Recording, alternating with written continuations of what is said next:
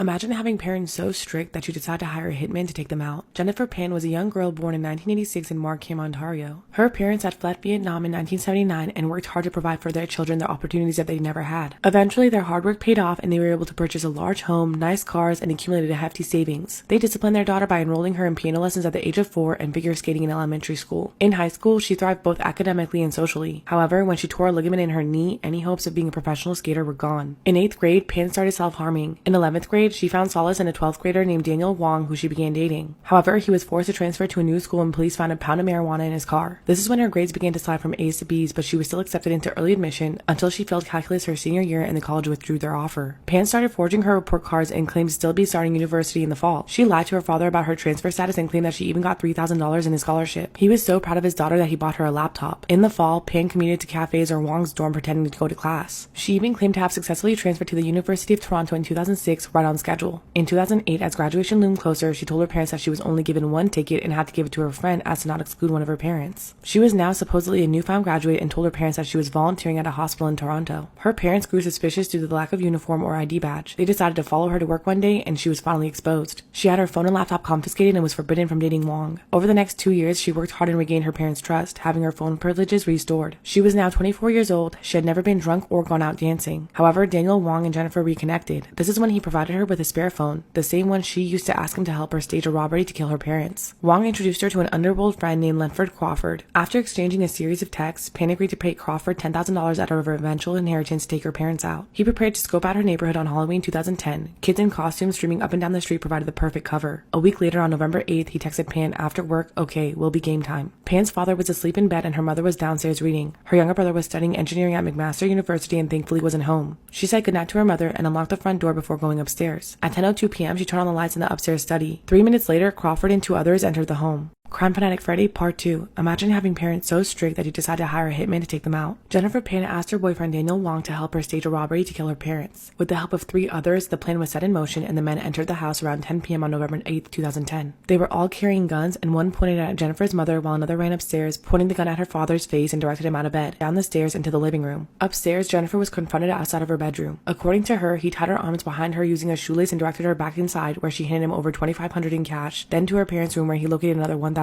in her mother's nightstand, finally leading her to the kitchen for her mother's wallet. Her parents were talking to each other in Cantonese, wondering how the men got inside their house. The men asked them where the money was. After her father said he only had $60 in his wallet, the men called him a liar and pistol whipped him in the back of the head. Pan's mother started crying and pleading with them not to hurt their daughter. They replied not to worry and that they wouldn't. 2 of the men took Pan's parents to the basement, wrapped their heads in blankets and shot them. Pan's father was shot in the shoulder and then the head and slumped over. Her mother was shot 3 times in the head and died instantly. Pan somehow managed to reach her phone and dial 911, crying for help on the phone. However, the unexpected happens while she's on the call. Her father gains consciousness, covered in blood with his dead wife's body next to him, and crawled upstairs to the main floor. He can be heard in the background moaning. Pan yells down that she's calling 911. Her father stumbled outside, screaming wildly, and encountered his startled neighbor who was about to leave for work in the driveway next door. The neighbor also called 911. Minutes later, police arrived and Han was rushed to the nearby hospital and then airlifted to Sunnybrook. Jennifer Pan was interviewed at 3 in the morning and she told them the story that she had come up with. The more they interviewed her, the more holes began popping up in her story. If it was a home invasion, why were the keys to the Lexus untouched? And how did they get in so easily? Eventually, they got Pan to admit that she was part of the crime. She later tried to convince the jury that she ordered the hit but changed her mind and wanted nothing to do with it, but they found her guilty of first-degree murder. She received 2 life sentences with no possibility of parole for 25 years. The men who helped her got the same sentence. Her remaining family, including her father and brother, cut off all contact with her and both suffer from depression.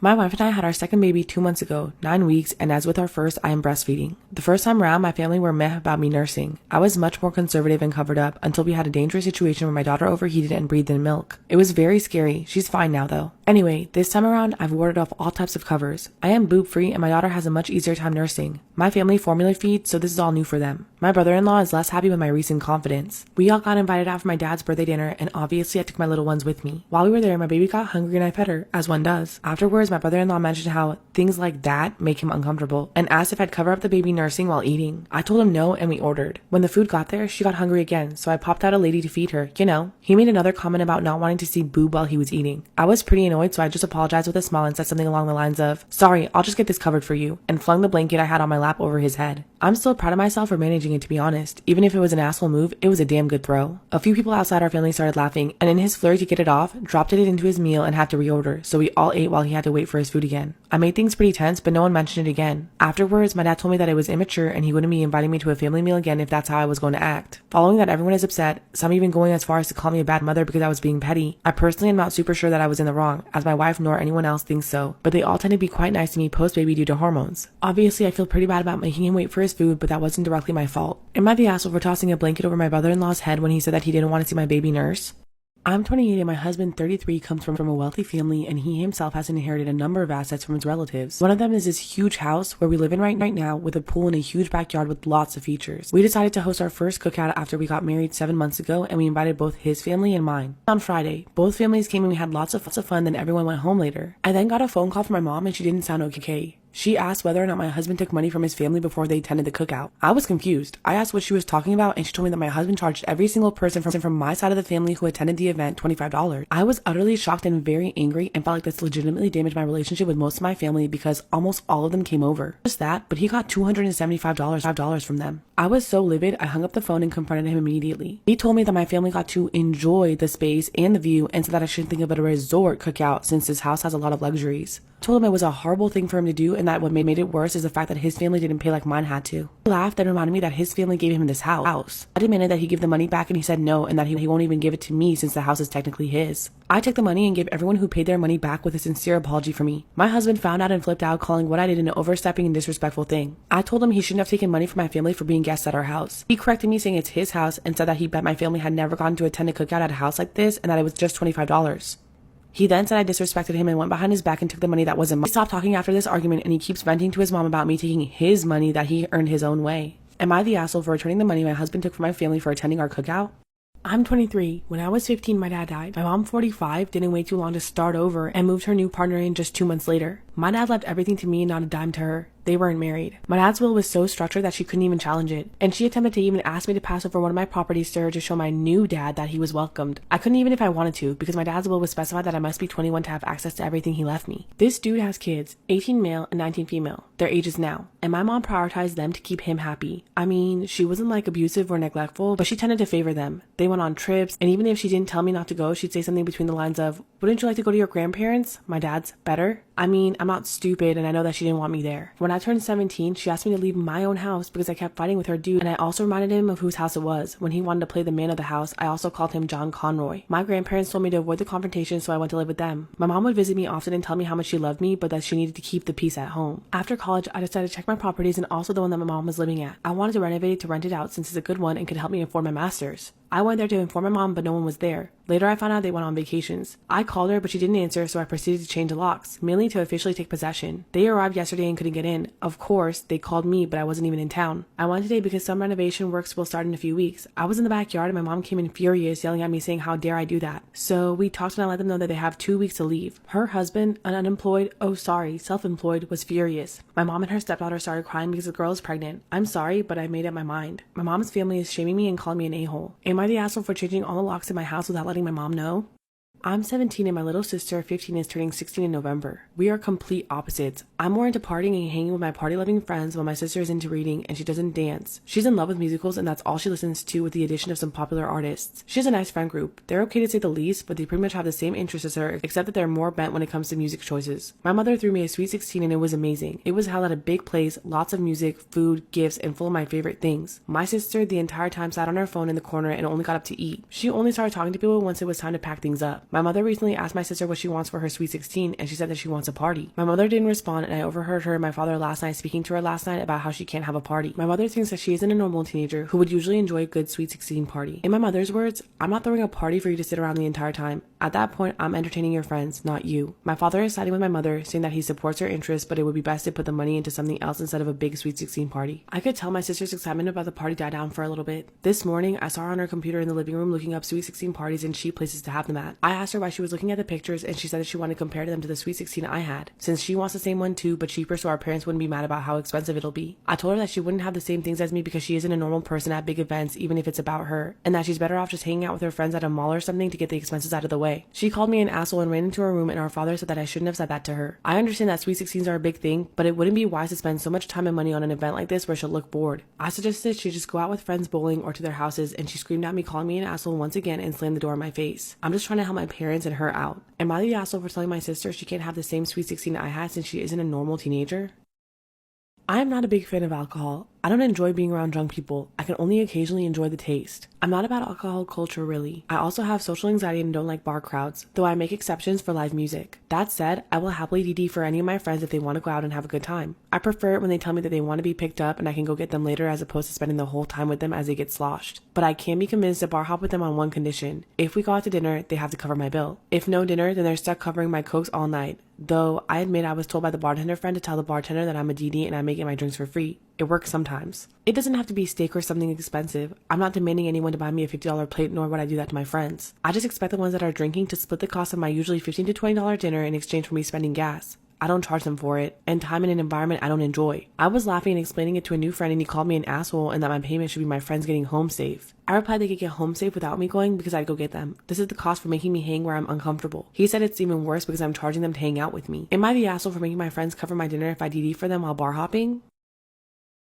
I, Jane, 21, was one of Vanessa's 21 bridesmaids, and her wedding was held at a remote lodge venue up in a mountain. When everyone got to the lodge, we did a drive-run of the ceremony and surveyed the place. I assumed that the men would go to their cabin and the women would go to ours, and we'd relax before the wedding. Instead, the men immediately headed to the liquor store, and the groom and the bride's mothers began ordering the bridesmaids to move furniture into the place. That night, the women did everything from dragging 250 chairs out of the shed and setting them up, to hauling furniture down 2 flights of stairs and positioning it in other places. Since I was the tallest and strongest person in the group, it was mostly on me to haul the larger pieces around, and the mother and mother-in-law of the bride largely stood around talking about details with her. I asked repeatedly if the groom and groomsmen could be called to help, but was told that we didn't want to bother them and that they're out unwinding before the big day. The father of the bride has a heart condition and the father-in-law was much older and walking with a cane, so he couldn't help out either. At the end of 2 very sweaty hours, I had splinters, blisters, and was covered in sweat, but everything was set up. During the wedding, I learned that the bride and groom were trying to avoid all of the setup and takedown fees from the venue. The groom's mother condescendingly patted me on the arm and said that everything would be okay because Jane's our workhorse. After a bit more conversation, I found out that the plan was for the bride and groom to leave and then the bridesmaids and groomsmen to stick around and doing everything from cleaning up the trash to moving the furniture back to where we'd gotten it.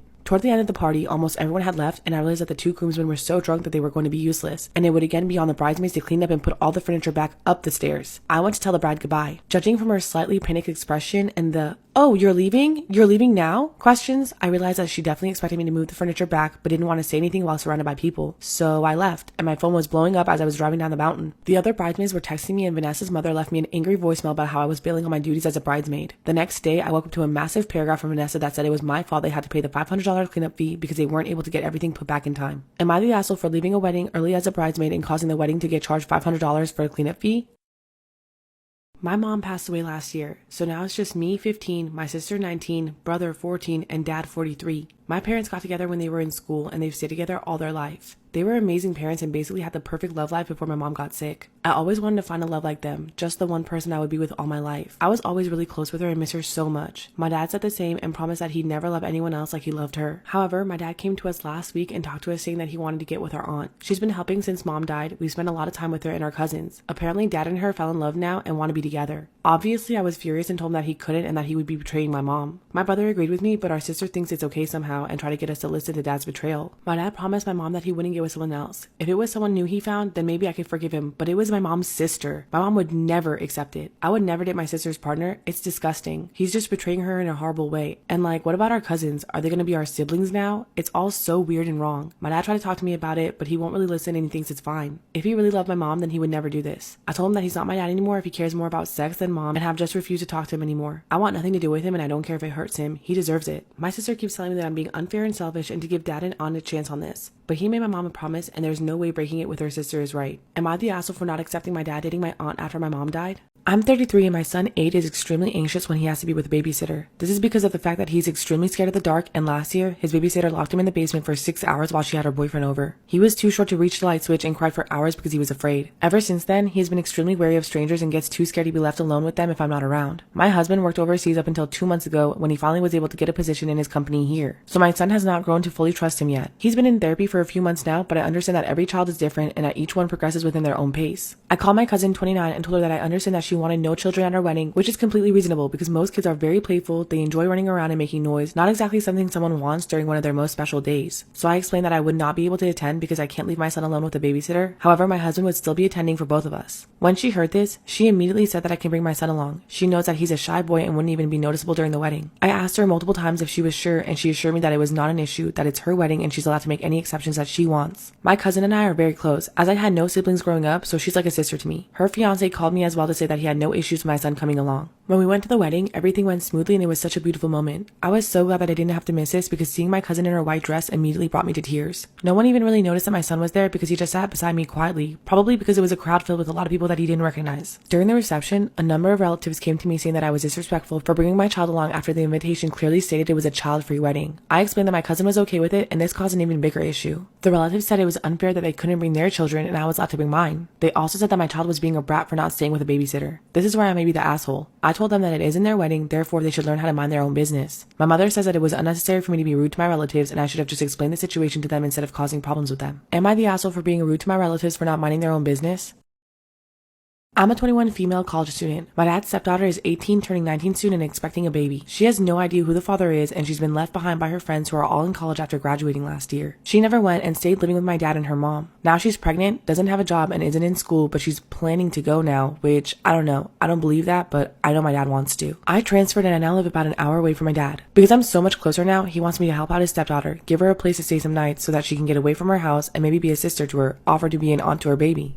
She and I have never gotten along, and I personally think she's a spoiled brat and I don't consider her family even though by marriage she is. But we never treated each other like sisters and have never counted on each other as such. She regrets that now. She told me as much. She realizes that I have people in my life who would be there for me in a heartbeat, which she doesn't have outside of her mom and my dad. I told my dad that I wasn't interested, that I'm happy where my life is at and I don't trust her to follow through, nor do I care enough about her to reach out. It's the honest truth. I don't care if she tries or not. She's not important to me. It upset him because he wants more for her, and he wants me to want this so badly. However, she wasn't part of my life for as long as she was in his. I was 15 when I moved in with him after my mom died, and before that I saw him a few weeks out of the year. My dad was upset but not angry. His wife, however, thinks I'm a bad egg, to quote her, which gave me pause. She said family helps each other. Wouldn't I want her to help me? The answer to that is no, because I've seen where her help leads to. Then she talks about how her baby is special and important and I should cherish her. She told me that only bad eggs refuse to help. I might be wrong now, but I consider her that way of calling me an asshole, and I only entertain that because my dad is hurt. Am I the asshole for refusing to help and support my dad's pregnant stepdaughter?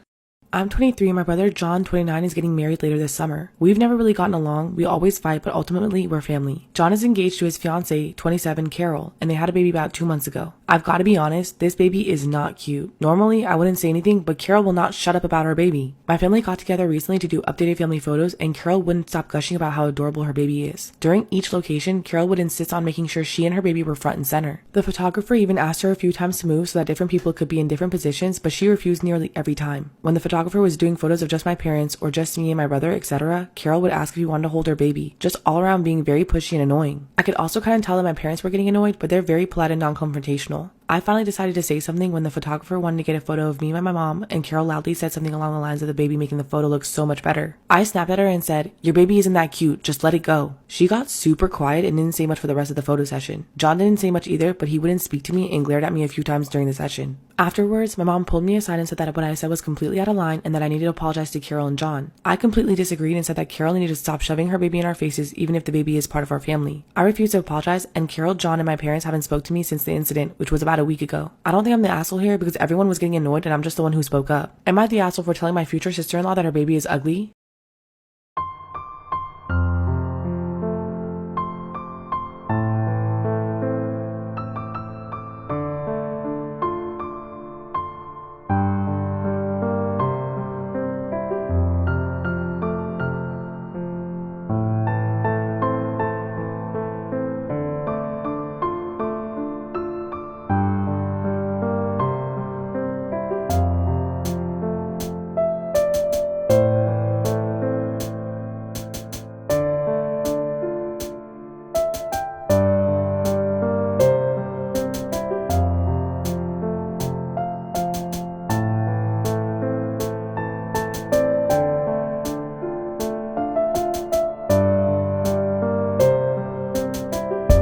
I know that sounds silly as hell, but it seriously got some people angry with me. I'm in a college organization that is also big on partying. It can be fun, but sadly, it can also be risky. Most of my friends and I have had bad experiences. And kinda as a joke to my friends, I said that we should unionize, but they were 100% in on the idea, and we started a hoe union. We drew up a list saying that we collectively skip or leave any party that let in or was hosted by a person who had sexually harassed any of us or anyone else, didn't let girls mix our own drinks or pick and open our own beers, was racist, homophobic, fatphobic, otherwise bigoted about who they let in, or were respectful of that at any party, tried to enforce a ratio of girls to guys, and finally, if the host had a reputation for pushing freshmen or inexperienced drinkers to drink heavily. And the 6 of us stuck to it. When we go to parties and shit was off, we'd send a group chat message and all of us would leave for another party or go to someone's apartment. And we also told other girls at the party about why we were leaving and where, and often had lots more girls leave with us. The group chat grew from 7 to 36. Pretty much every girl in our social sphere was in it or knew of it. With all of us sharing info, we all ended up going to parties that were much more chill. It wasn't strict or anything. Like if someone in the group said we were leaving, it didn't mean anyone was forced to go. But mostly everyone would want to anyway because practically every other girl leaves. But as quickly as the chat grew, word that I organized it grew too. First, it was a couple guys from frats pissed that their houses were no-goes for us. I told them that I don't make the decision, it's not a centralized thing. But then the school administration got involved. I was called to talk to the guidance counselor and she said that someone had reported that I was leading a group that ostracized people. She said that there was a list of people who, if they came to an event, I'd organize it so that every woman left. I said there's not any list, just a group chat where people have occasionally said that someone harassed them or a party that didn't seem safe and then people in the group chat personally decided not to go. But I'm not like coordinating things. It's just the same as when one girlfriend in the group is like, that guy or that frat isn't cool to drink around, and the rest of the group naturally isn't gonna want to go party with them anymore. She said it wasn't a friend group. She was aware we'd call it a hoe union and had rules. I said that it literally is made up of friends and that there aren't any enforced rules. It's all voluntary. I then got frustrated and asked why she thought it was appropriate to involve herself in private conversations that happen outside of school and campus, and then left. Am I the asshole for organizing a hoe union of girls in my college?